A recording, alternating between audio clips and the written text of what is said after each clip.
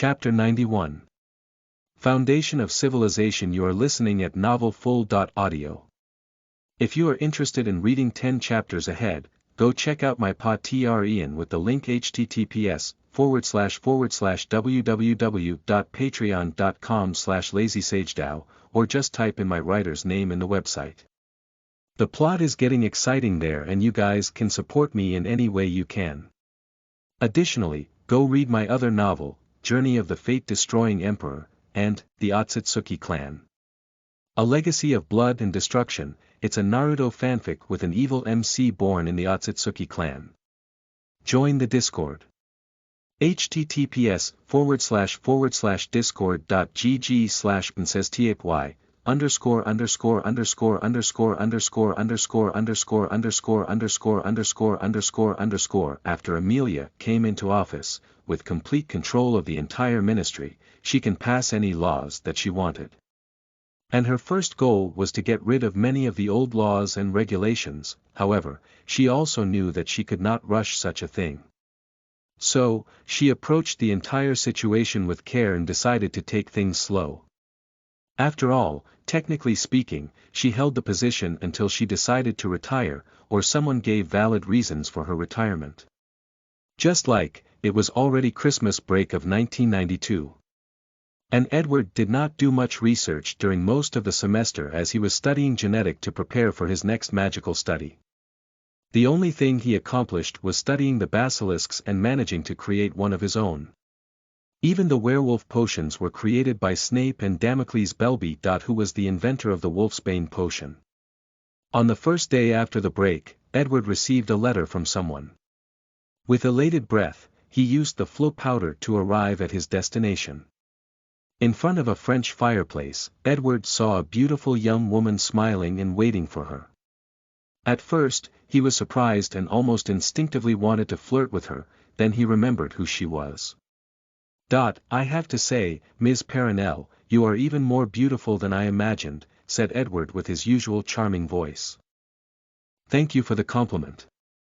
It's unfortunate that not only am I taken, but also a few hundred years too old for you, replied Mrs. Flamel. It's a shame indeed. Then Edward turned his head to see a handsome middle-aged French man also waiting for him.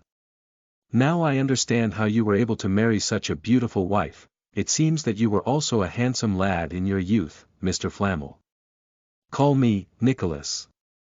Edward could see that the grand alchemist was not used to his newfound youth. Most likely, if it was not that his wife was so young, he would have preferred to choose an older look similar to Dumbledore. After engaging in small and casual talk for a few minutes, the group finally entered a laboratory. There, Nicholas showed Edward a great stone. Without hesitation, he started analyzing it. You did it so quickly. A philosopher's stone made with emotions instead of souls, said Edward, unable to contain the joy in his voice. Well, you already gave the general blueprint, so it was not that easy. There is no need to be humble. This invention will forever change wizarding civilization, and you will be credited for it.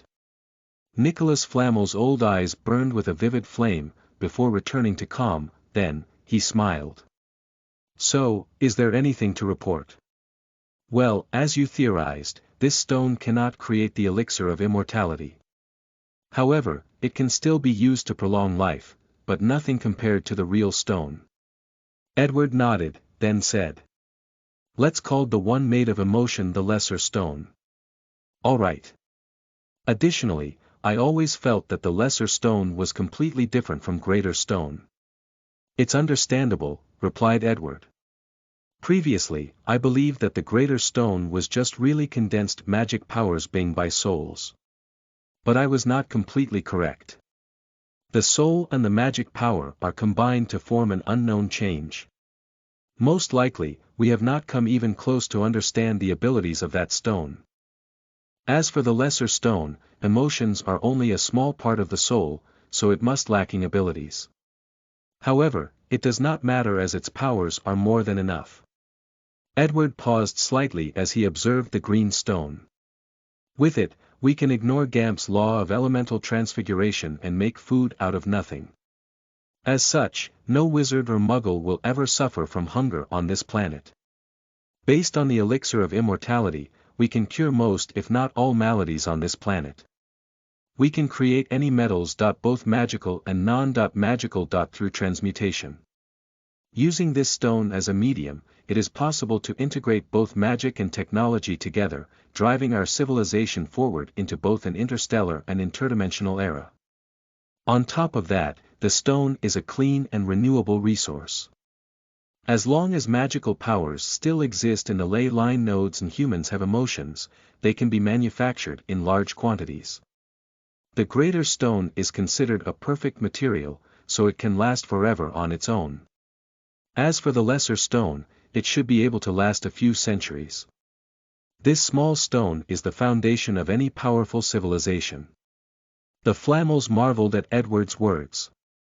Although they knew that he had great ambitions and would accomplish them someday, they did not think that someday would be so soon. And, more importantly, that they would play such a great role in the process. Nicholas sighed deeply as he was glad that he accepted Edward's invitation.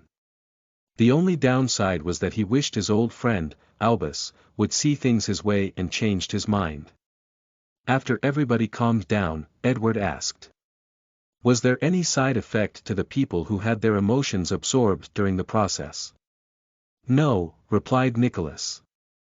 As long as not too much was absorbed, they were perfectly fine. Furthermore, we did not just use the emotions of one person, but many at the same time. Nodding his head, Edward continued asking, what about the control group that used only dark emotions to make the stone? Perenelle then showed him a dark green stone before explaining. So, far beside the change in color, and an increase in power when using dark magic when using the stone, there was not much difference. Can you show me the data? No problem, she answered before giving him a piece of paper with a comparison of the two stones. Edward nodded after reviewing them. Just like when he first tested the stone after creating the first one, the dark green one could augment any dark magic compared to the normal one. Following this, Edward did a few basic tests with the stone to make sure that everything was alright, then he gave the Flamels their next assignment that they could help him with. Nicholas took a document from Edward's hand, opened it, and read the title. Project Magician. Although surprised by the silly title, he kept on going. However, the more he read, the more shocked he became. Edward, are you serious? What is it, dear? Asked Perenelle, who took the document and quickly read through it. You actually want to find a way for muggles to use magic? It should be possible, said Edward calmly. Theoretically, as long as we find a way for muggles to create an artificial magic core, then it's true, said Nicholas. But, you should know that things would not be so simple. I do not need for all muggles to be able to use magic. However, even if it's only 10% of them, with a population of 7 billion, that's still more than all the current wizard population on this planet. If I want to create a magical civilization, the population will be an issue. And if I have to wait for the natural way for more wizards to be born, it will take me too long, and I do not want to wait. So, this is the best approach. The Flamel couple looked at one another and nodded. We will do our best. You can contact me if you have any issues. Then, Edward bid them goodbye as he returned home. He first sent little Susan a letter telling her that he will have to cancel on his promise, but he will make it up to her later. Then he entered his laboratory for his experiment.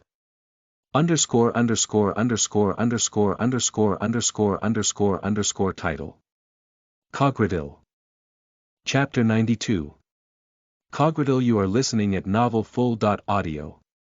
If you are interested in reading 10 chapters ahead, go check out my Patreon with the link https://www.patreon.com/lazysagedao, or just type in my writer's name in the website.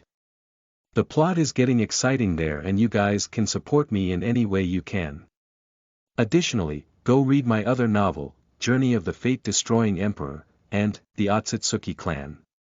A Legacy of Blood and Destruction. It's a Naruto fanfic with an evil MC born in the Otsutsuki clan. Join the Discord. https://forward/discord.gg/pinsastypy________________________________. After dealing with the Flammel's couple issues, Edward started his research. He placed his crown on his head to increase his intelligence, then officially begin. He first entered a room full of eggs of different sizes and shapes. These were dragon eggs. Today, his goal was to create a real dragon, just like he said to the Gryffindor trio in Hagrid's hut. To achieve this goal, Edward did not start directly with trying to purify the dragon's bloodline, but instead, focused on the body aspect of the life code. One thing that Edward noticed recently was that he had overlooked the importance of that aspect on the life code. Whether it was the soul, bloodline, or body, DNA, they were all connected one way or another. So, Edward spent the past few months studying genetic, and he had a few accomplishments. For once, he discovered a magic gene. Which was the connection between the bloodline and body aspect of the life code. According to my research, J.K. Rowling admitted that there is a magic gene. Those born with the gene active were wizards and witches, and those without it are muggles and squibs. After this discovery, his understanding of the life code once again increased. So, he begins his experiment with this. Using a combination of alchemy items and the scientific method, he edited the gene of many dragons to induce biological atavism on these magical beasts, hoping to return to their ancestral form. After doing this, he teleported these eggs into a special room designed with the exact environment needed for them to hatch. Tubes were inserted inside them. Then, the eggs disappeared for a split moment before returning. Immediately afterward, they started to hatch. Some of them did not break their shell, some of them died immediately afterward, while the surviving ones started to grow at an abnormal rate.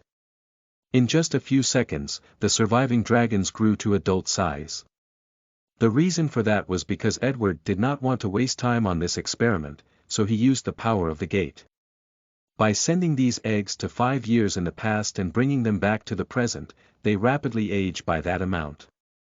He then used the tubes attached to their bodies to provide them with the necessary nutrients for their growth. After checking the surviving dragons, Edward quickly how they were different from normal dragons in this universe. For once, they had 4 legs and wings. Unlike the normal dragons in this universe that only has 2 legs, and their wings are their 4th limbs. Following this, Edward did a quick check on this new breed of dragons and summarized the difference between them.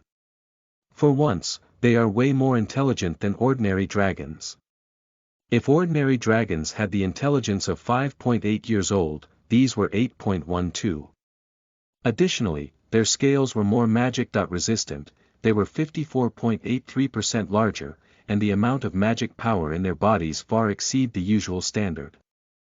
Their bloodline mutated and became even more powerful as a result of this experiment. Unfortunately, this was not the result that Edward was looking for. Nevertheless, this was just the first step in his experiment. After that, he repeated the first step once again, thus creating more of this new breed of dragons. With the result of the first trial, the success rate became higher and the process faster and easier. And with each success, his understanding afterward, Edward had those new dragons breed with one another.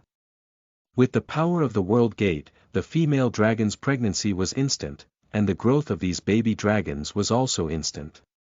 Of course, there were a few casualties during the process. After all, the power of time is not easily messed with. After that, he had these new dragons inbred to keep their bloodline pure.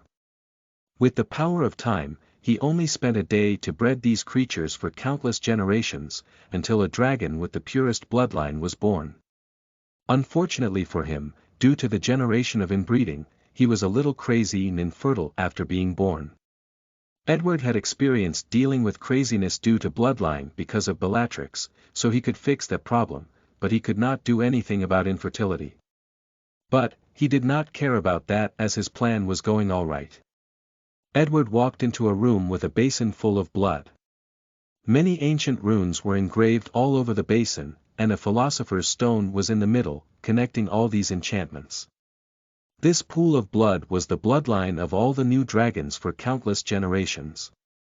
After they gave birth to the next generation, Edward would draw their bloodline from their bodies and stored it here.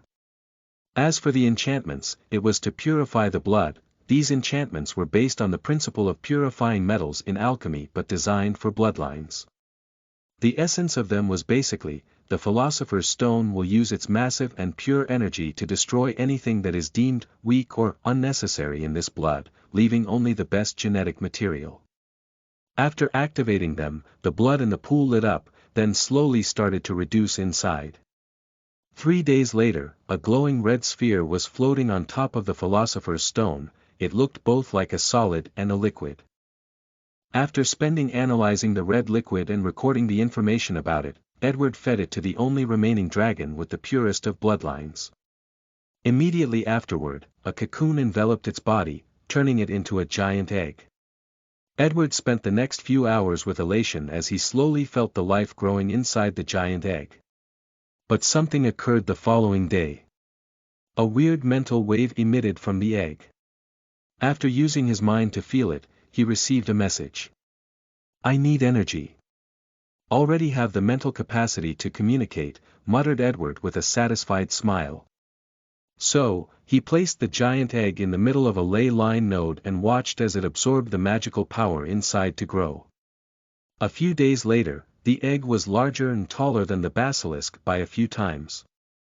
Cracks started to appear from it, and soon, beautiful and majestic creatures with 2 horns and wide wingspan appeared. The creature roared in the sky as it said, "My name Cogradil, the Thunder Dragon King, and the last of my kind." Oddly though, he was speaking in a strange language, but anyone who heard him would instantly understand his meaning. After saying this, a special signal emanated from his body. This signal was not even detected by any of Edward's instruments, let alone him. It bypassed all the enchantments in his laboratory on the moon and spread throughout the entire universe. No one on Earth noticed that signal. Except for Death. In the dimension of the afterlife, Death looked at the moon as he muttered, "A real dragon. What exactly is that wizard doing in there?" Meanwhile, after Cogradil declared his existence, he looked down at Edward and said, "Human, thank you for all your help in bringing the dragon race back to this world. Before El left, I can grant you any wishes that are within my ability." With a calm look on his face, Edward said, "Enough with your nonsense, kneel." Immediately, a powerful force deep in Cogradil's soul and bloodline acted and forced him to bow his head, and lay on the ground. "If you can become smaller, do so," ordered Edward. Then, the Dragon King did so, reducing his size to that of a normal Hungarian horntail. "That's better," said Edward in satisfaction. "Human, what have you done to me?" roared Cogradil. "I have spent so much energy creating you, do you think it was for nothing? During the entire process, I have placed so many restrictions in your soul and bloodline for countless generations. So, you belong to me. I know this is a little late, but did anyone watch this week's episode of Marvel's What If? Ultron was a badass and crazy villain. This kind of battle reached the level of craziness in the comics. Title: Bloodline Inheritance. Chapter 93. Bloodline Inheritance. You are listening at novelfull.audio. If you are interested in reading 10 chapters ahead, go check out my Patreon with the link https://www.patreon.com/lazysagedao, or just type in my writer's name in the website. The plot is getting exciting there and you guys can support me in any way you can. Additionally, go read my other novel, Journey of the Fate-Destroying Emperor, and The Otsutsuki Clan. A Legacy of Blood and Destruction. It's a Naruto fanfic with an evil MC born in the Otsutsuki clan. Join the Discord. https://type_. After getting Cogradil under control, Edward then asked, So, what ability do you have that differentiates you from other dragons? The Dragon King scoffed at him and did not answer. However, Edward did not mind as he said. You can either cooperate with me, or I force you to do, your choice. After a brief pause, the dragon opened his mouth and used a dragon breath attack. However, what came of his mouth was not fire, but condensed thunder. Well, that's new, said Edward. No wonder you called yourself the Thunder Dragon King. Do not insult me, human wizard. I'm a Dragon King because of how noble my bloodline is. So, the dragon race is hierarchical one based on the purity of bloodline. Cogradil did not answer him, and Edward did not mind. He then did a full body check on this dragon, and he discovered that he broke through the second limiter, thus had a magic power 75 times that of an ordinary wizard. How fascinating, said Edward. Your magic power is concentrated in all the parts of your body. All your muscles, bones, and scale. Although I've seen this phenomenon in magical beasts like basilisks and phoenix, nothing compares to you. Can these beasts you mentioned be compared to me? Said Cogradil.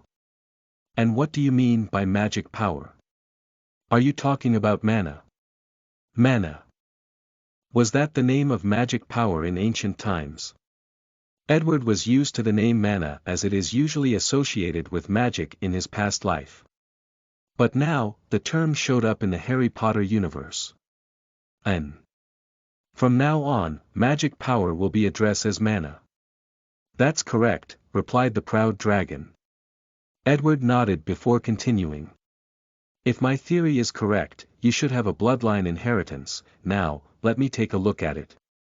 He placed the diadem on his head, placed his head on the dragon's head, and activated the bloodline contract that he placed on its ancestors. Soon afterward, a large amount of information entered his head. Using the diadem, he processed it extremely quickly. Dragon chant magic, muttered Edward, then he waved his hand said. Incendio.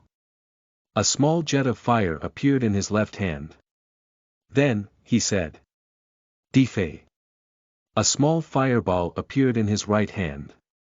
Interesting, using the same amount of mana, a charm using the dragon language is 3.5 times stronger than a regular one. However, what is the reason? Aguamenti. DLO. Edward then conjured 2 different sizes of clean, drinkable water. I see. Incantations are used to mobilize the mana inside a wizard's magic core. Hence, once a wizard can freely control his mana, he can use silent casting. However, the dragon language seems to be able to mobilize mana at a higher frequency, making each spell more powerful and efficient. Not to mention that the complex nature of the language makes it more suitable for magic.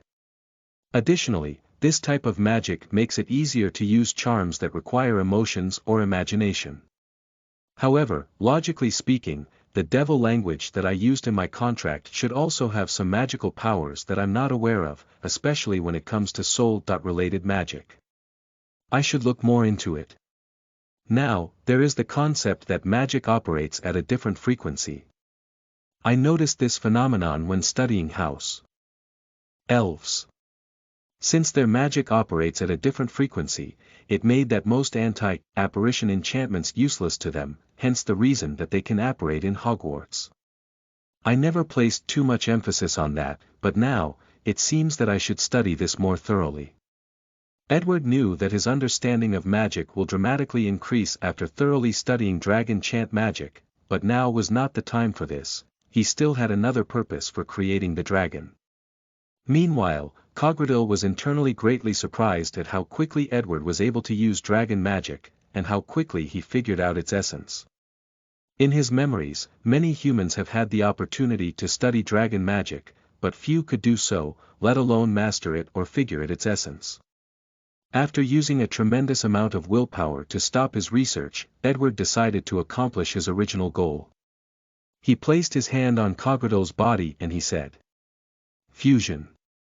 Suddenly, the dragon was absorbed into Edward's body. Soon, afterward, Edward grew to more than 10 meters, golden scales appeared all over his body, his fingers turned into claws, and 2 pairs of wings grew from his back. A large mirror appeared in front of him and he looked at his new body. Half, dragon, blood warrior. Well, it does not matter. Let's see if my theory is correct. After checking his body, he muttered with elation. I was right. The second limiter is removed. However, he paused for a moment, before entering his soul space.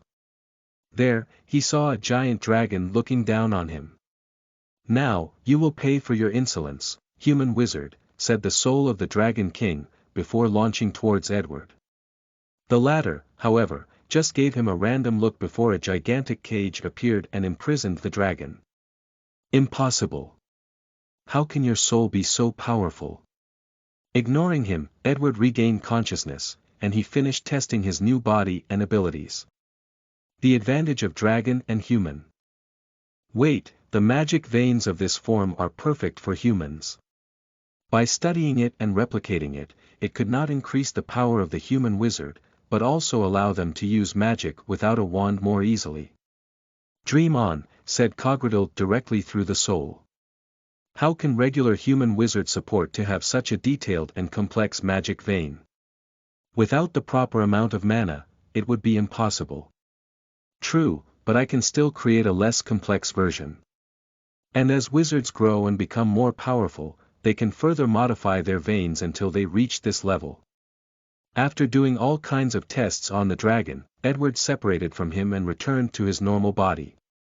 He first checked his magic core and his second limiter was still open.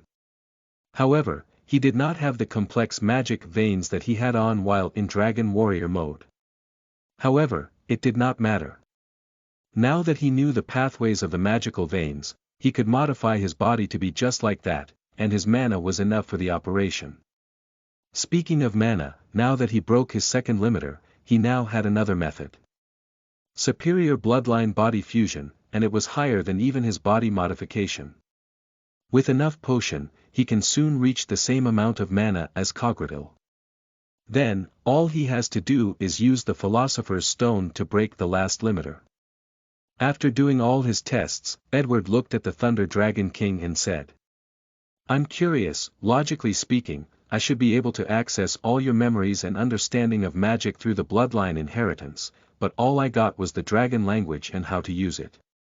Humph, you overestimated yourself. Throughout the history of our dragon clan, many people wanted to acquire our magic, but they all failed. You should be proud to be even able to acquire our language. I see, so your ancestor placed safety to prevent other races to acquire your inheritance. Interesting, I'll have to study this at a later time. Now, let's talk about what to call you. My name is Cogradil, roared the dragon. I know, but from now on, I will call you,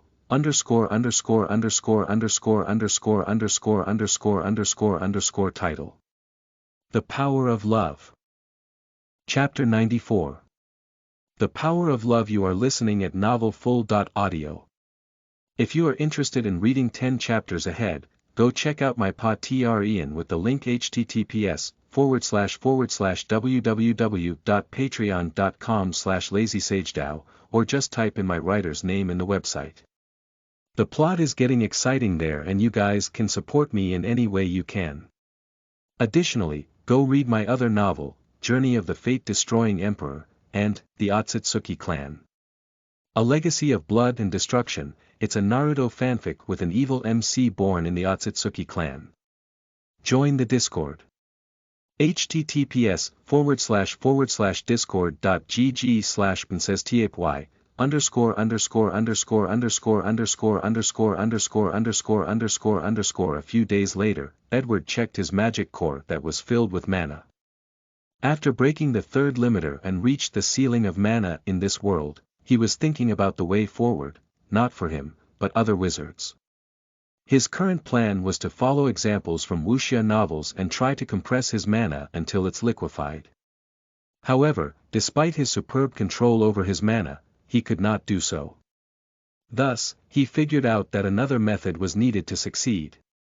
Nevertheless, he was not in a hurry. He figured that if everything went to plan after a wizard managed to liquefy his mana, he would go through a magical and mysterious transformation with many benefits like an increase in soul power, and an even longer lifespan. And if this method works, then wizards will have to one day further compress their mana into solid form, which is similar to the Philosopher's Stone. So, if he succeeds in replacing the stone with his magic core, he will skip the middle process directly to the end. According to his calculation, Edward can now live for 1,000 years with the amount of mana that he has in his body after opening the third limiter. And he was not surprised by that number. An ordinary wizard that has not broken through the first limiter can live up to 200 years, and some talented one lives for longer. An example of this is the headmaster before Dumbledore, Armando Dipet, who is currently 355 years old. Edward checked on him and discovered that the old man broke his first limiter in his old age, thus increasing his mana and lifespan. Another example of longevity among wizards is Barry Winkle, who is currently 756 years old, even older than the Flamel. Edward once thought that this guy made his own Philosopher's Stone, so he visited him. Only did he learn that this guy invented a kind of magic that allows him to make sacrifices to some unknown beings, and in return, he will be granted longer lifespans. The sacrifices can be anything from gold to books, to human lives. After learning this, Edward hurriedly erased this guy's memory about this magic. Edward learned the hard way not to mess with strange dimensional beings of unknown origin. During his days as a thief, he messed around with dimensions after acquiring the book, Key of Solomon, that allowed him to summon demons from another dimension. In one of his experiments, he tried to reverse the summoning process and use his world gate to enter another dimension, and in the process, he encountered a powerful being and almost died. Back to the present, inside one room, after his man reached the full level of 100 times that of a normal wizard, Edward looked at all the potions battles on the floor and he was glad that he did not have to drink these nasty potions again. While cleaning up, Edward started thinking about whether there was a better way to increase mana than the potion that just accelerate the rate that a person's mana naturally grew. He tried to make a mana increase potion, but he failed even when he used the liquid mana inside a ley line node. That potion did increase the amount of mana in his core, but only temporarily. It acted more like a mana buff in games. After placing this potion on his list of things to research, Edward left. He first contacted someone before taking a shower and operating somewhere. Soon afterward, Edward was in the laboratory with a bunch of excited scientists, and Snape, who was trying very hard to control his emotions. Edward first looked at the sleeping body of Lily Potter, or to be precise, her clones. He first removed the new soul that was just born. Then, he took out the resurrection stone to call out her real stone. Soon afterward, a pale and translucent Lily appeared in the room. However, she seems to be sleeping. Edward then started to check if there was any problem with her soul. Meanwhile, in the room next door, a bunch of scientists was analyzing a bunch of data. Hurry up people, this is our opportunity to discover the secrets of the soul. What the reading saying, said one person that seemed in charge in his lab. Sir, we cannot see anything. Whether it's thermal vision, night vision, radar, etc. We cannot see anything. However, we have discovered a strange electromagnetic wave in the room. The chief scientist nodded, then he said, "Put the goggles on." All the researchers then placed a goggle on. Finally, they were able to see Lily's soul in front of Edward and Snape. They were fascinated. Meanwhile, after checking Lily's soul, he placed it on her body. A few minutes later, her eyelash trembled and she opened her eyes. "Where am I?" muttered Lily as she looked around. "Severus. Shouldn't I be dead?"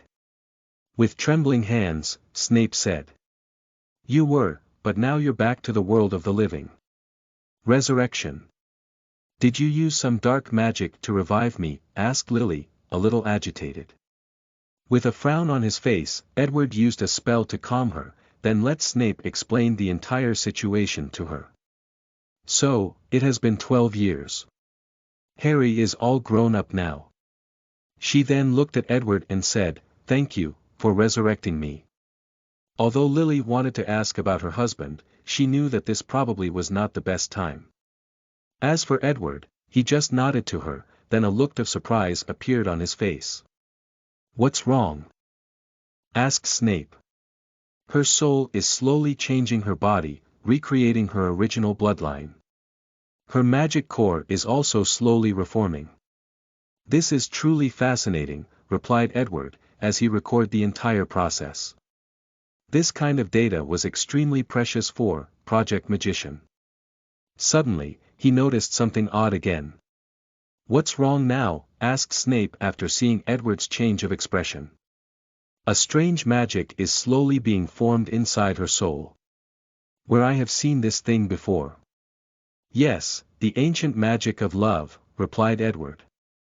"I thought you said that wizards cannot use ancient magic like love." "That's what I thought too. But it appeared that it's possible, but the requirements may be extremely harsh." "Requirement?" "Most likely, after she resurrected, her soul transformed and she brought with her the magic of love from the afterlife. Immediately afterward, Edward gave Lily a wand and asked her to try to use it. Luckily for him, she did not suffer from amnesia. Lily closed her eyes, then waved her wand. A purple light came from it and entered Edward's body. Soon, he found that his strength, stamina, agility, and even mana slightly increased by 5%. He could also feel that this increase was temporary, more like a buff. And he could tell that the reason that the increase was so little was due to how strong he already was and because Lily was not adept at controlling this magic. Edward nodded before asking, "Do you have any other abilities?" After pondering for a brief moment, she answered, "I feel like I can do many more things, but I'm not sure. However, I know that I can use an ability called Absolute Shield. With it, I erect a shield around people to protect them against any attack." "Any attack?" "Yes, any attack of any strength." Edward frowned as he asked, "There should be some limits to this ability, right?" Lily hesitated a while before saying, "Yes. There is a duration limit, more importantly, Harry has to be next to me." Edward nodded, before conducting a few tests to make sure that she was perfectly fine. Then, he said, "There are two things. First, now that you have control of the magic of love, there is something you can help me. Second, for the time being, you cannot have contact with other people. Even Harry. You can see him from afar, or disguise as someone else to see him, but do not reveal your identity." "Why?" "Severus will explain the reason for you." After that, Edward left as he has two other people to revive. Scene break. Edward walked into his aunt's house. She and Susan were having dinner. However, after seeing him, she ignored him. With a wry smile, Edward said, "I know that I broke my promise to bring you in a vacation around the world, but I have a gift to make it to you." Soon, two people came from behind him. Susan squinted her eyes as she looked at them, then very precious memories of her came to her mind. As she could use Edward's mind, palace charm, she also had an eidetic memory. One of the memory that she would constantly review in her spare time was that of two giants, holding a baby and playing with it. She knew that these giants were her parents. So, once these two people walked into the room, she recognized their faces. Tears started to fall from Susan's eyes, then, without any hesitation or fear, she ran into their embrace. ___________ Title: Magic Veins. Chapter 95. Magic Veins. You are listening at novelfull.audio. If you are interested in reading 10 chapters ahead, go check out my Patreon with the link https://www.patreon.com/lazysagedao, or just type in my writer's name in the website. The plot is getting exciting there and you guys can support me in any way you can. Additionally, go read my other novel, Journey of the Fate-Destroying Emperor, and The Otsutsuki Clan. A Legacy of Blood and Destruction,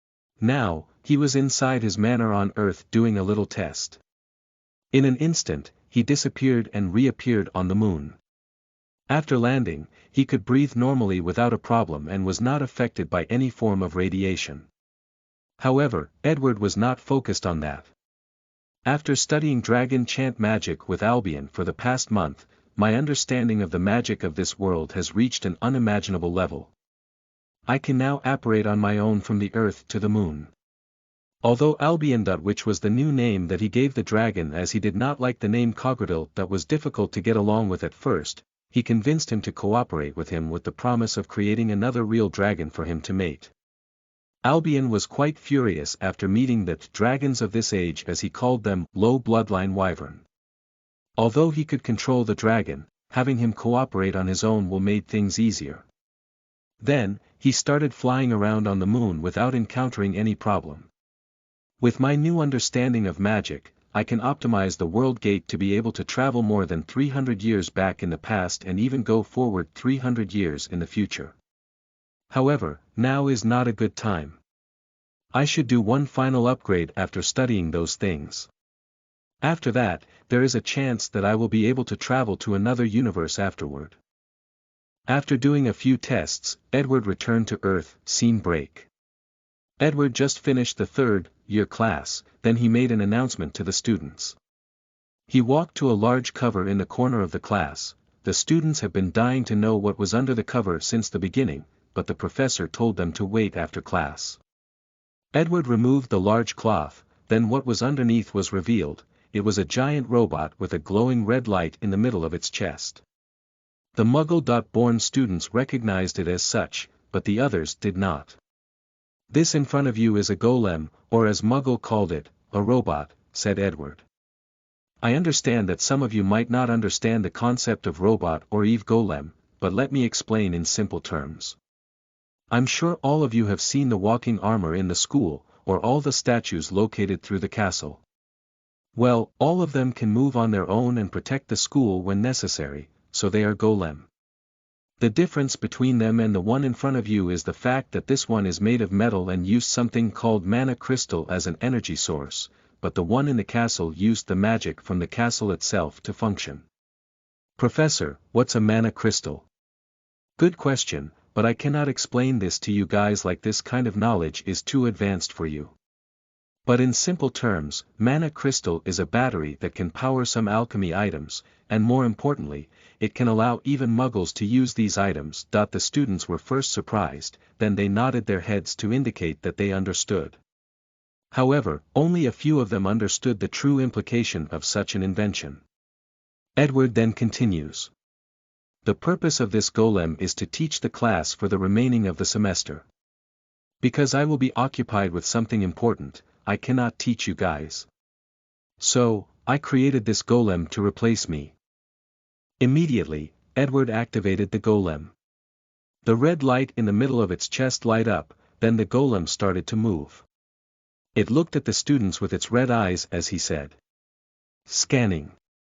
Identifying the third-year class. Reviewing curriculum, process completed. Classifying students based on their learning abilities, process completed. Hello, students, you can call me Professor Iron. You can ask me any question you have about class and I will answer you." All the students marveled for a while with their new professor, then one student asked. "What if you do not know the answer to a question?" "I have all the memories and knowledge of Professor Bones, so it's unlikely that would be the case. However, in the unlikely case that you asked me something that I do not know, I'm programmed to contact Professor Bones and ask him about it." Following this, the students spent the remaining of class talking with Professor Iron.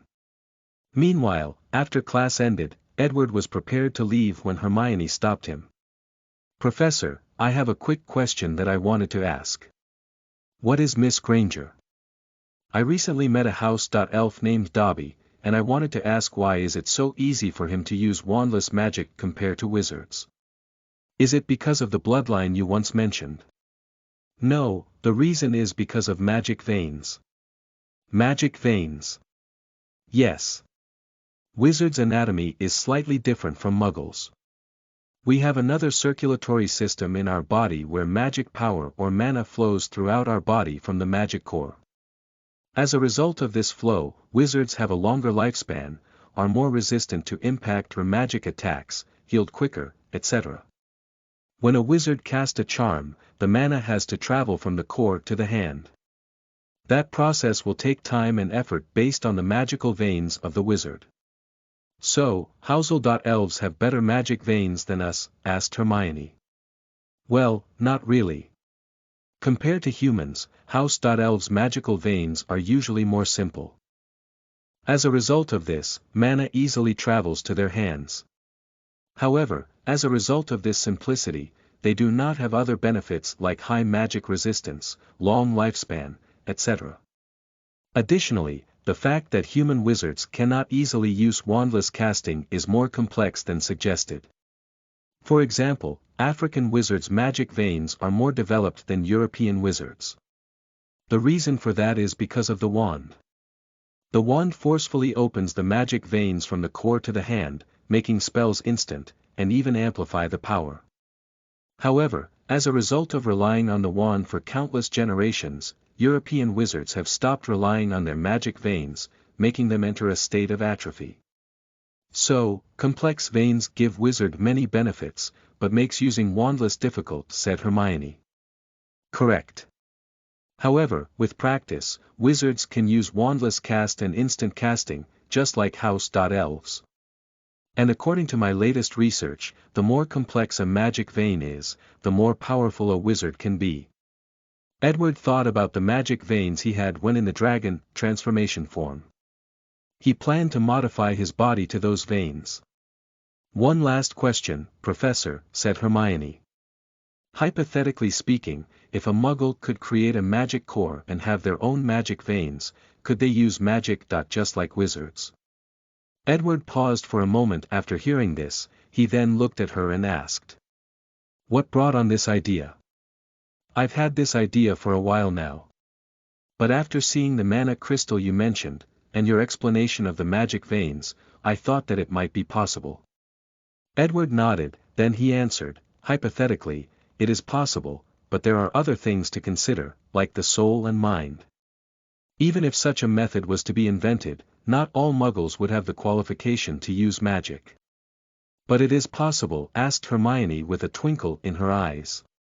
Yes, it is, replied Edward. Then, Hermione left the classroom with a smile on her face. As for Edward, he looked in the corner where there was nothing, he then said. See, this is the difference between you and her. She does not only use magic but tries to innovate. She questions its limits and possibilities. No one answered him, but he heard the sound of footsteps walking away. _____________ title. Mysteries. Chapter 96. Mysteries. You are listening at novelfull.audio.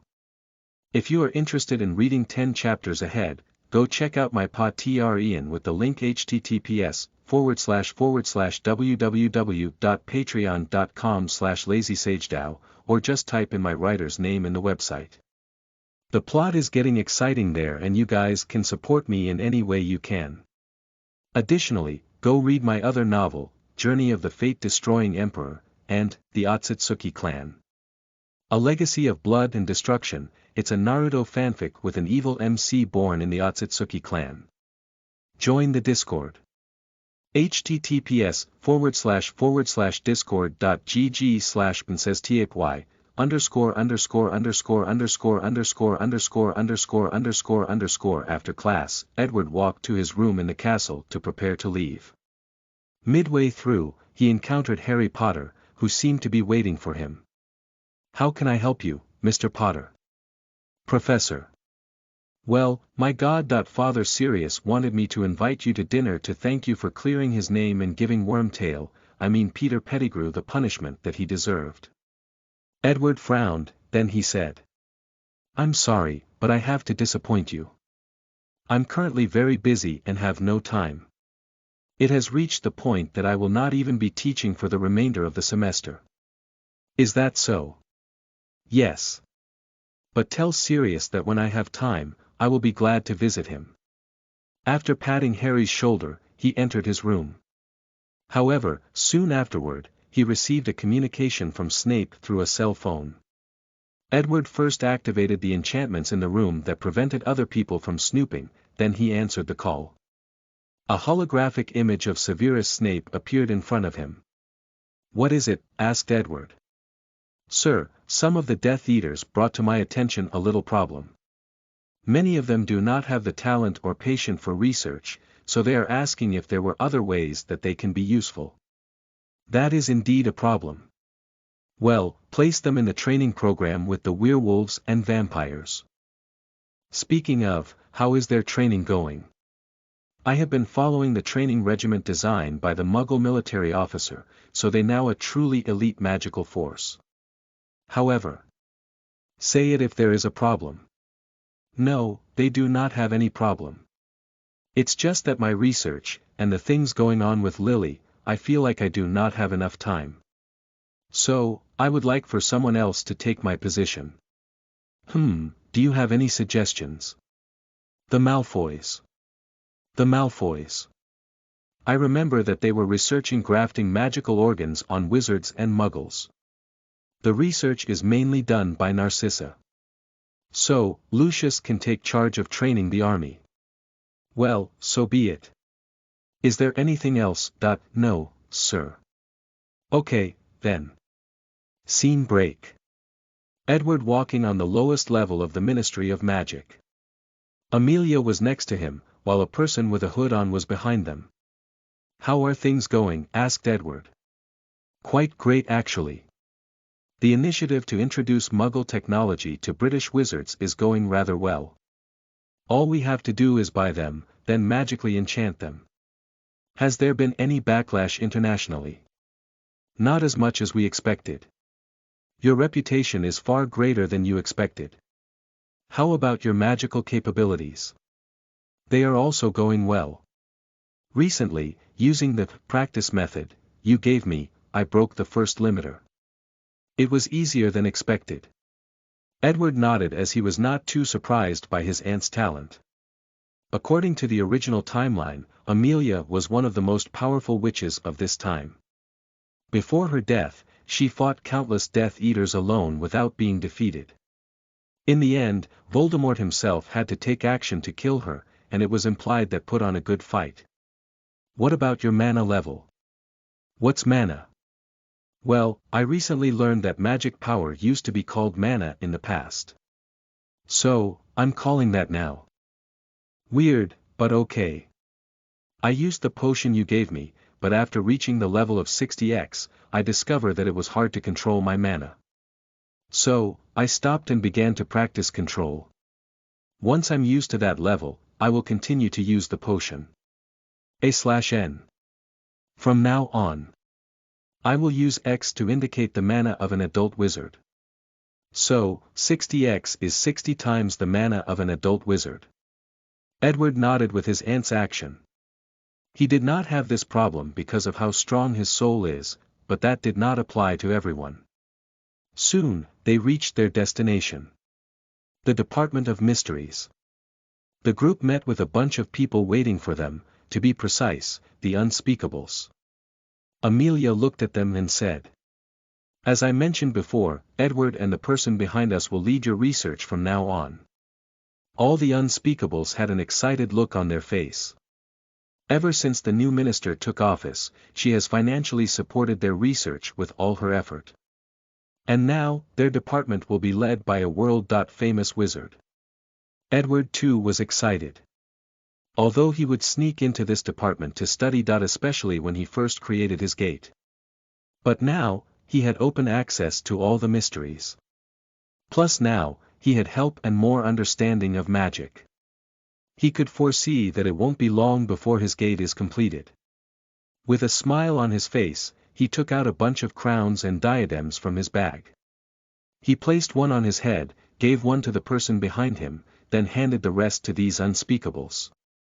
The completion of these diadems almost broke him because of how much they costed him. Luckily, he had many philosopher's stone. He first explained the diadem's ability to increase intelligence, then he said. A group of you will go with me to study time and space, while the other will go with the person behind me to study love and death. Any questions? Seeing that no one had questions, he motioned for them to head to the meeting room, then he had a separate conversation with the hooded person. So, have you adopted to being resurrected? Yes. But I cannot believe that the world changed so much, replied Lily. That's good. Did you see your son? Harry. He has grown very well. I'm very satisfied. Well, given his situation, he indeed grew well. Lily sighed. She did not expect her sister to behave this way. However, given the situation, she was just glad that she was willing to take Harry in. When can I properly see him? Asked Lily. Soon. I can wait, but please do not forget your promise. I'm a man of my words. As long as you discover some secrets regarding love magic and death magic, I will grant you reward points. And as long as you have enough points, I can resurrect your husband for you. I will trust you for now. After that, Edward started his research on the different divisions of this department. Specifically, time and space. He first read all the research that the unspeakables made in the past. Although he already stole some of them, he soon discovered that the real research was hidden so thoroughly that he did not even know of their existence. Just like that, it was the end of the second year. Title.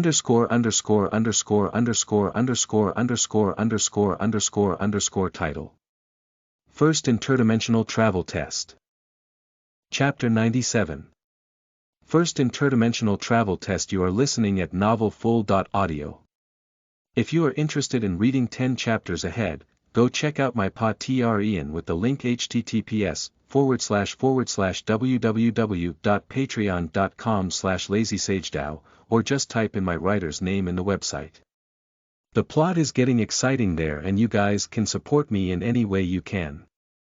Additionally, go read my other novel, Journey of the Fate-Destroying Emperor, and The Otsutsuki Clan.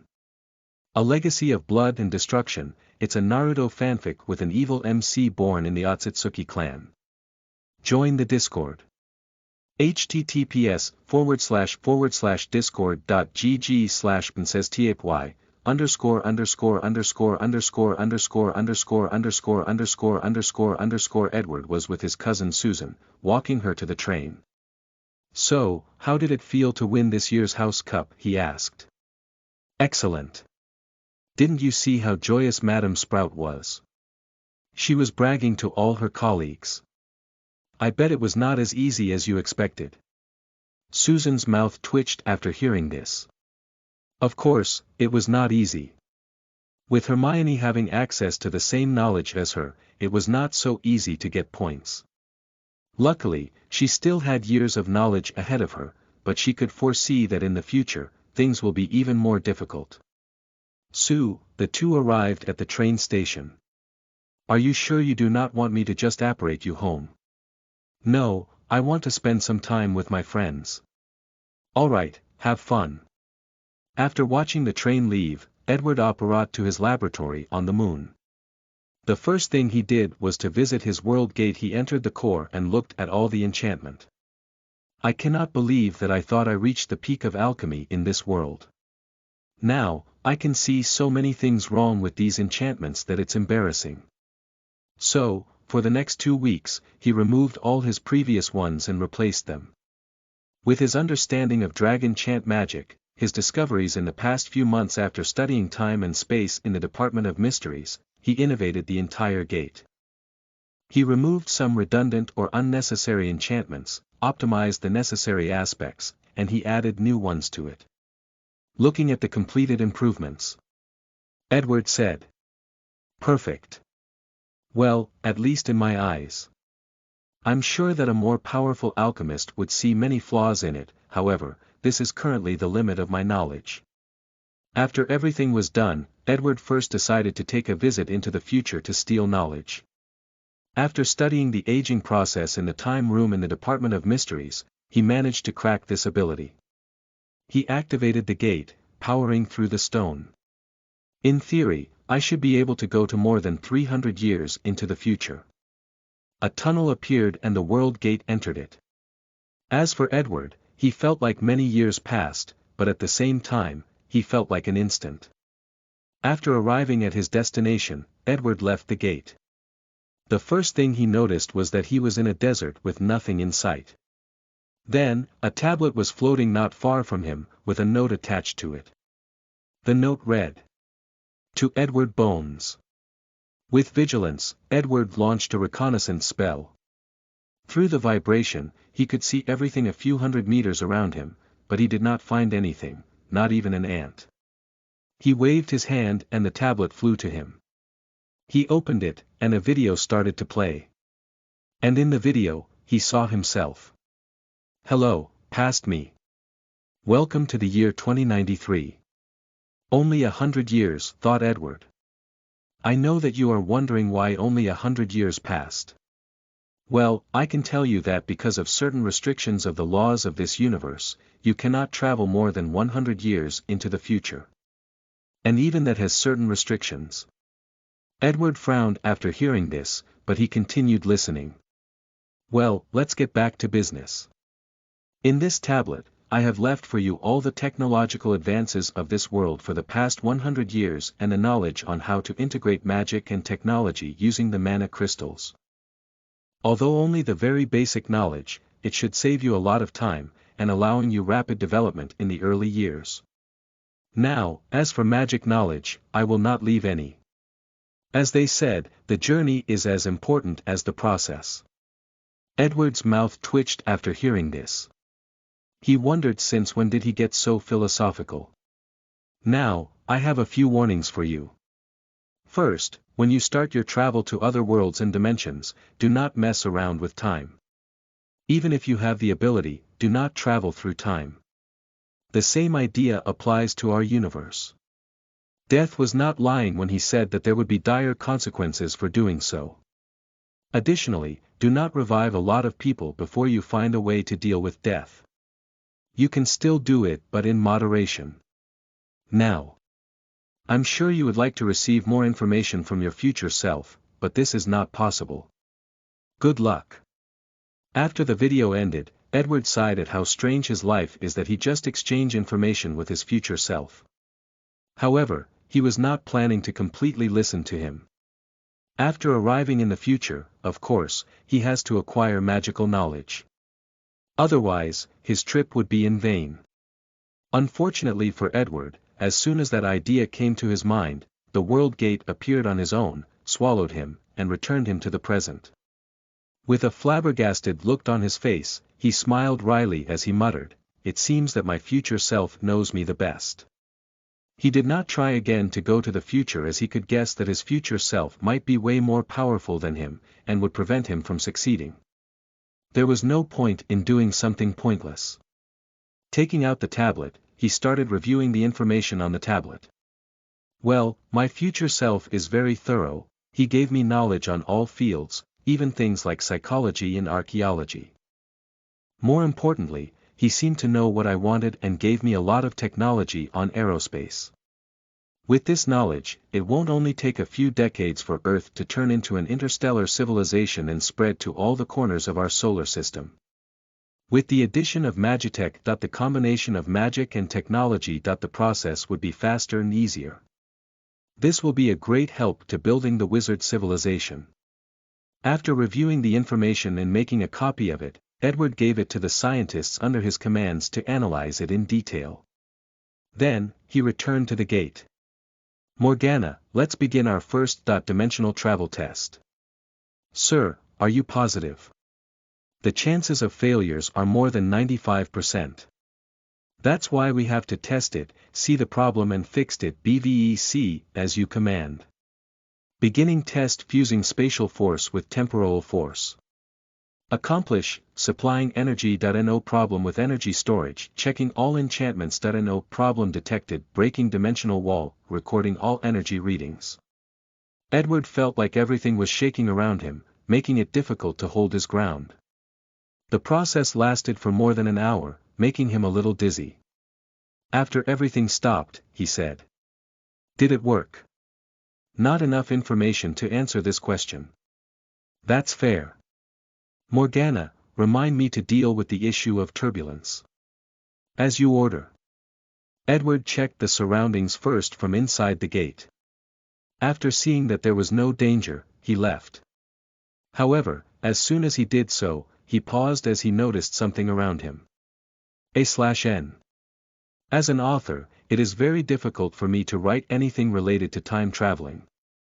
After all, how do you write a character that can go back in time to change his mistakes? Or go to the future to get the answer to any problems he faced? So, I'm nerfing Edward's ability to time travel from now on. Unless necessary, I will not use it. Underscore underscore underscore underscore underscore underscore underscore underscore underscore underscore title. Mana Tree. Chapter 98. Mana Tree. You are listening at novelfull.audio. If you are interested in reading 10 chapters ahead, go check out my Patreon with the link https://www.patreon.com/lazysagedao, or just type in my writer's name in the website. The plot is getting exciting there and you guys can support me in any way you can. Additionally, go read my other novel, Journey of the Fate-Destroying Emperor, and The Otsutsuki Clan. A Legacy of Blood and Destruction. It's a Naruto fanfic with an evil MC born in the Otsutsuki Clan. Join the Discord. https://discord.gg/princesstpy___________________________________________. As soon as Edward left the gate, he felt something odd in the surroundings. However, after checking, he did not find anything. So, he closed his eyes and felt everything around him. There is mana in the environment. Although the amount is pitiful to the point of barely being able to be detected, it still exists. Could it be that I managed to travel to another world? It should not be that easy. Insidio, said Edward. Then, he noticed that when the flame appeared from the tip of his wand, it grew 20% larger by absorbing the mana in the air. Then, Edward tried a few other spells, including dark magic, and it was the same. Having mana in the surroundings increases the power of all spells. Finally, Edward said. Defay. A flame appeared in his wand, then it also increased in size. It seems that dragon chant magic is more effective when used in a mana-filled environment. Moreover, it is more effective on using it than regular incantations magic. After doing his initial test, Edward used his gate to teleport to the moon. Well, it seems that I'm still on Earth, at least one version of it. Edward then buried a deep tunnel underground and placed the gate. Morgana, enter stealth mode.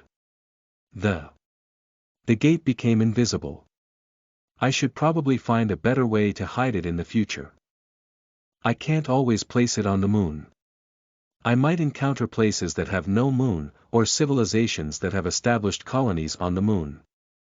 Or powerful beings that can easily search an entire planet and discover the gate. Maybe I can place a diminuendo charm, shrinking spell, inside that allows me to turn it into a small keychain I can carry around. Or worse, just swallow and carry inside my stomach. The ideal hiding place would be a small and separate dimension that exists outside of time and space and belongs only to me. That way I could also place a lot of precious items not fearing them being discovered or lost.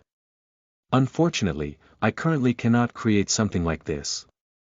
Wait, I do not need to create one. If I remember correctly, the soul space is also a separate dimension inside every human's body. If I could find a way to place the gate there, then its safer would be guaranteed. Additionally, if I can link the gate to my soul, it can protect me. In case of an emergency, it can take my soul away from danger, then all I need to do is build myself a new body. Well, I will add this research to the list of long things I have to do. After sighing deeply, Edward apparat back to Earth, searching for information about where he was. After reading the minds of all the people he encountered, Edward sighed.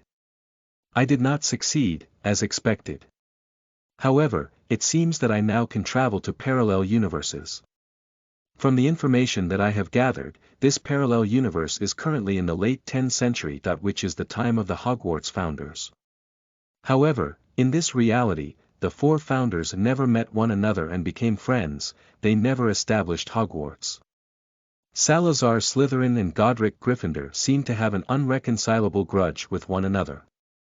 Their battles are famous in the magical world. What an interesting universe. However, before I go to meet these powerful wizards, I need to research the mana in the surroundings. Maybe I can find a way to activate the ley line nodes in my timeline. Without hesitation, Edward traveled to the nearest ley line node to study them. He instantly noticed that the concentration of mana is higher around these nodes. But after careful investigation, he discovered that they were not activated and releasing mana to the environment. On the contrary, they seemed to be slowly absorbing the little mana in the air, slowly turning the environment into the one similar to his time. So, he traveled to different nodes around the world, checking to see if they were the same and if there were any anomalies. Okay, now I know why there is no longer any mana in my time. However, my search proved to be futile. After sighing in disappointment, Edward looked around. He found himself in a luscious forest. The trees were tall and healthy. Because of being bathed in mana, they grew stronger and more resilient than the ones in his time. As he watched this beautiful view, he felt peaceful. Wait a minute, he muttered to himself. What if I could create a tree that can absorb mana from the ley line nodes and released it in the environment through photosynthesis? After conquering the world, as long as I plant these mana trees all over the world, mana should be able to exist freely in the surrounding. Herbology has many ways to artificially create magical plants. And if that does not work, I can also try using genetic engineering. After all, I have all the technology from my future self. With a smile on his face, he returned to his gate, planning to meet the founders tomorrow. He was quite excited. Scene break. Back to a few hours ago, an hour after Edward landed on this timeline, someone apparat to the place he first appeared. It was a beautiful woman with black hair and pale skin. As soon as he arrived, she checked the environment. This is the place that I felt the tremendous spatiotemporal energy. But why isn't there anything there? Could it be that some other wizard was playing with space and time? I do not know any wizard that has such profound knowledge. Maybe my fears have come true, and something from beyond finally came to this world. Suddenly, she coughed on her sleeve. Looking at the dark blood left there, she muttered. My time is running out. She sighed, is this the price I have to pay for messing with things out of my control, things that mortals should not deal with?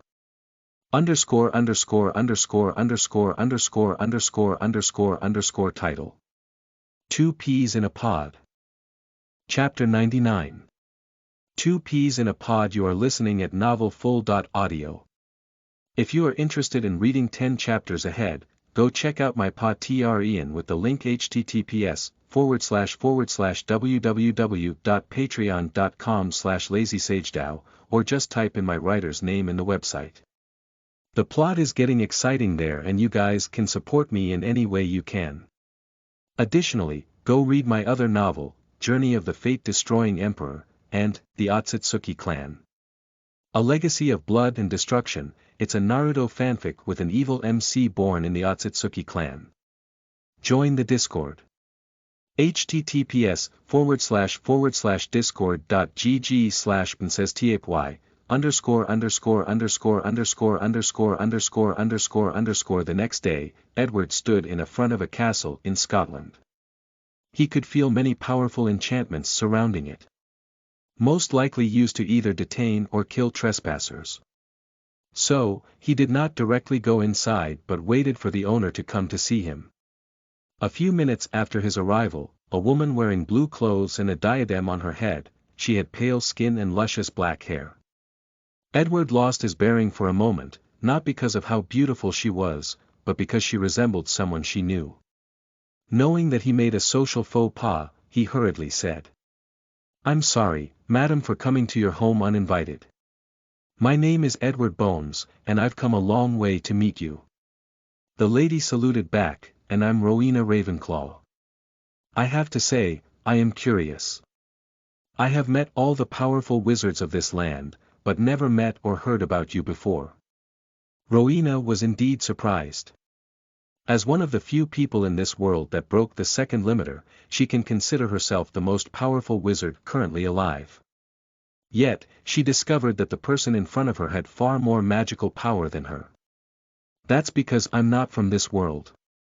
I'm from a parallel universe," answered Edward. "Could he be the reason for the spatio-temporal force that I detected yesterday?" "Parallel universe?" said Rowena. "Are you talking about the multiple choice, multiple world theory, which states that every choice that an individual makes lead to the creation of an entire world based on that choice?" Edward squinted his eyes after hearing this. Worthy to be one of the most talented witches of all time. She could understand my words so easily. I did not expect that the concept of parallel universe exists at this point in time. This theory was created by a brilliant wizard. Unfortunately, he was ridiculed by the magical society to the point that he died trying to prove them wrong, said Rowena. "You said, at this point in time, does that mean that your world is in a future state?" "That's correct." "Any evidence to prove so?" "Of course," replied Edward. Then, he took out Ravenclaw's diadem and handed it to Ravenclaw of his timeline. She spent a few minutes analyzing it. "Fascinating. The craftsmanship, design, and aesthetics are basically the same. The only difference from mine is the fact that enchantments are much weaker and have a few flaws. Additionally, this diadem seemed to have been used for very dark magic, thus destroying it." "Well, the Ravenclaw in my timeline is quite different from you." "How so?" "Well, she was married, had a daughter, and built a school with all the other powerful wizards in this era." Rowena paused after hearing this. She remembered a few years ago, her family wanted her to marry a nice gentleman. But she refused.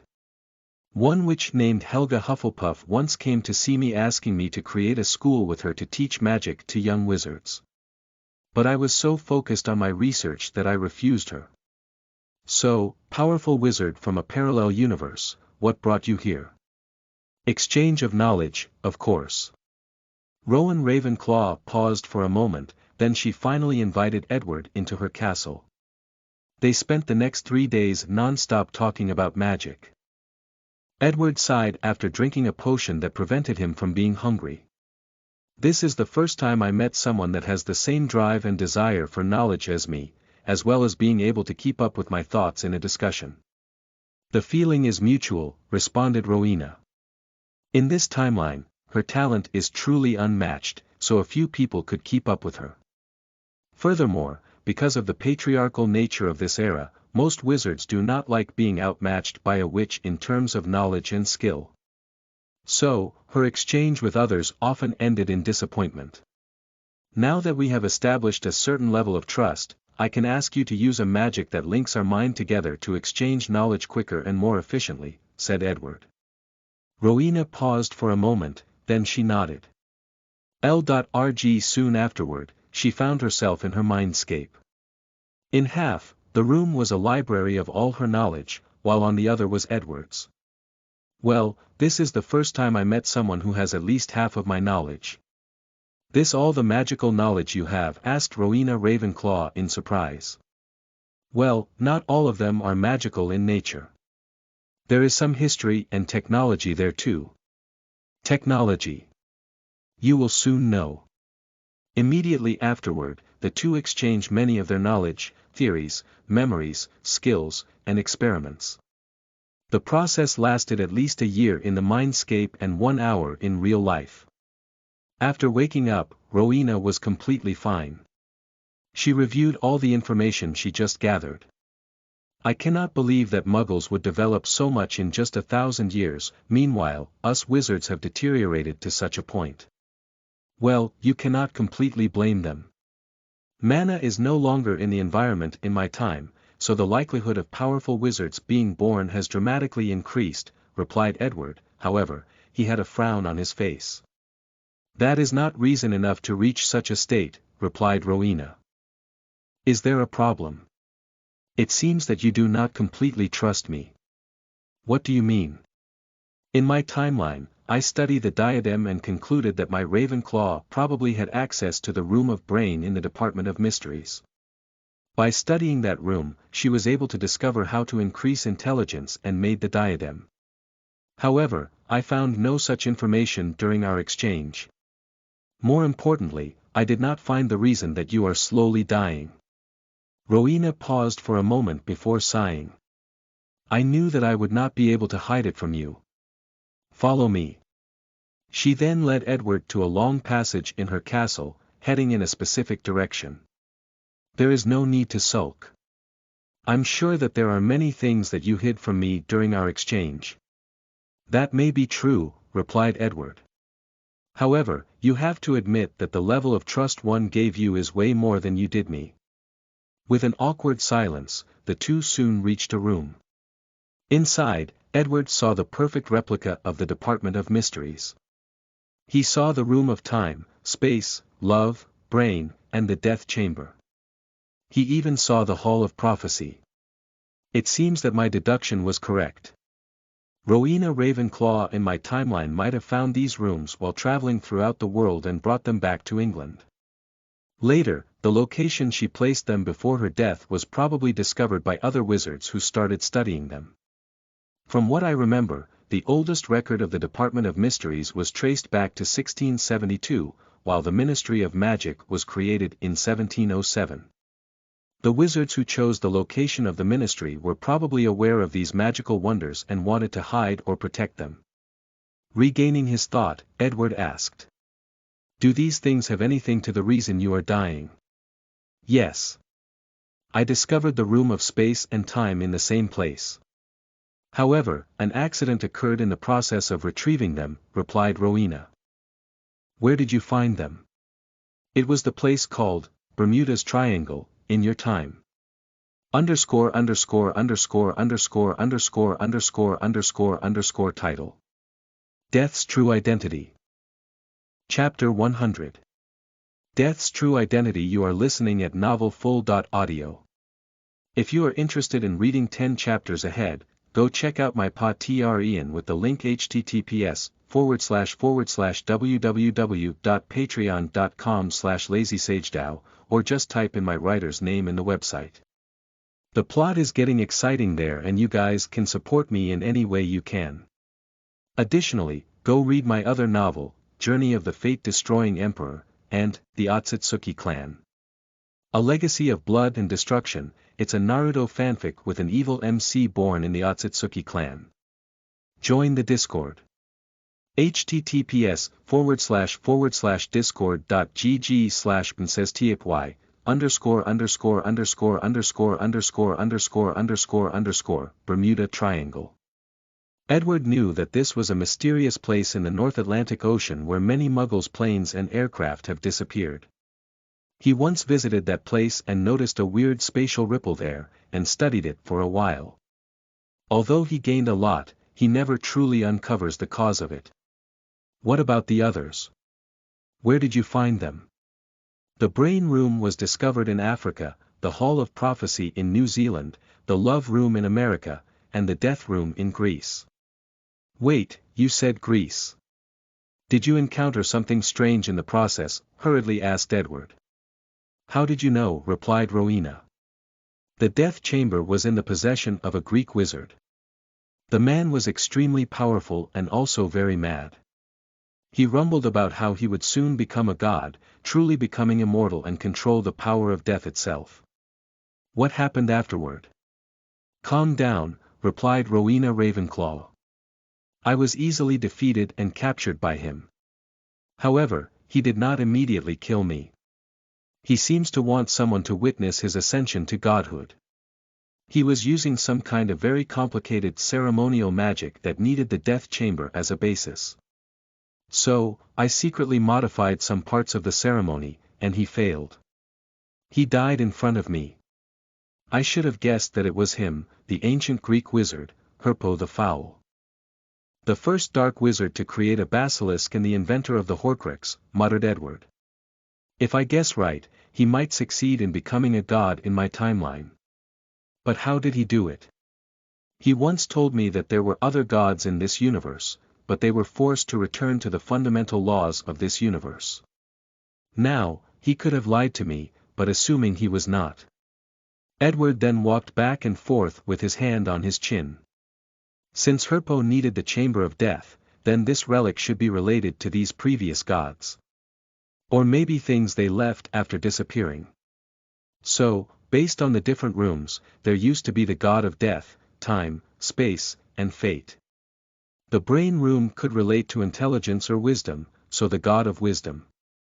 It could be thoughts, knowledge, mind, and spirit. Or a god related to all of those things. Then there is the room of love.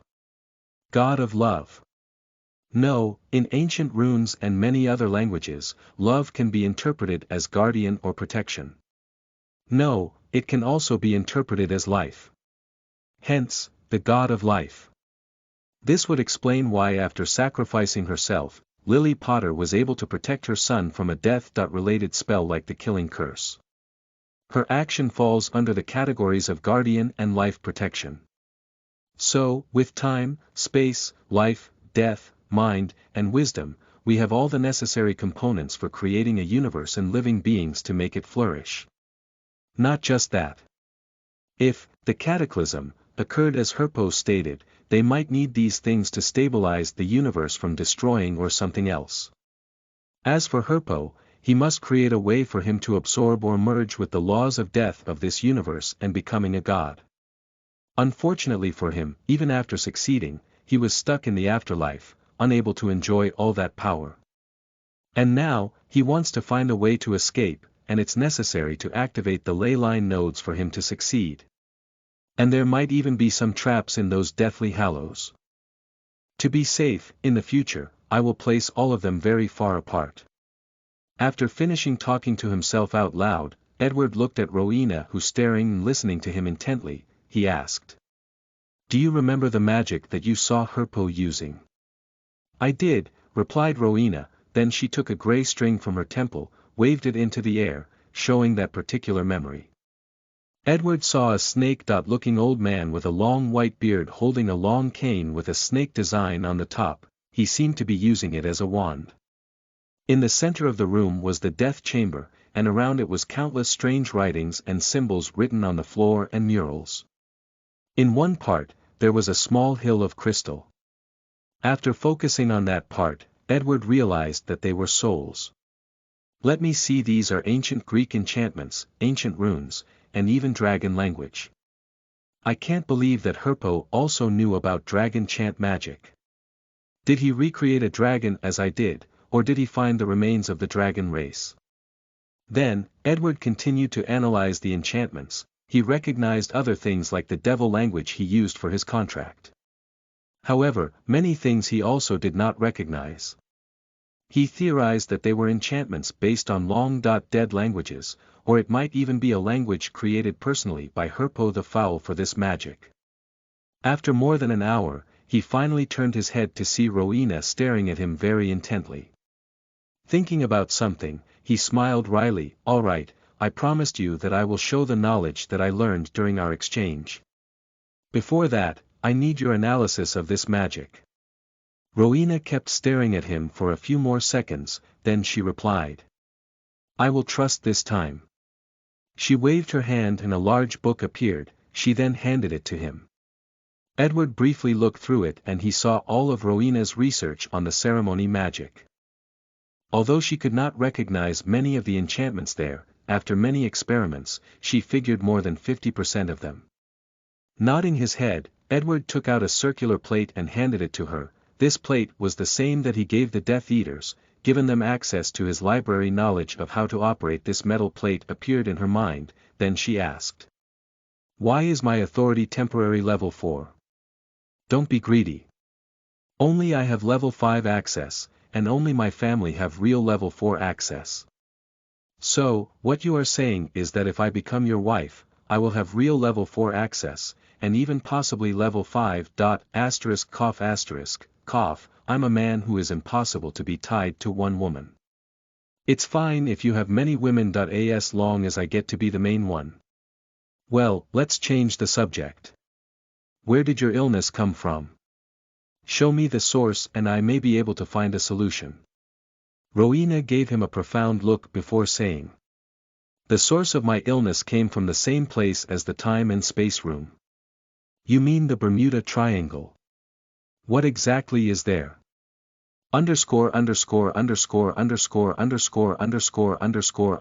Title. The Way Forward.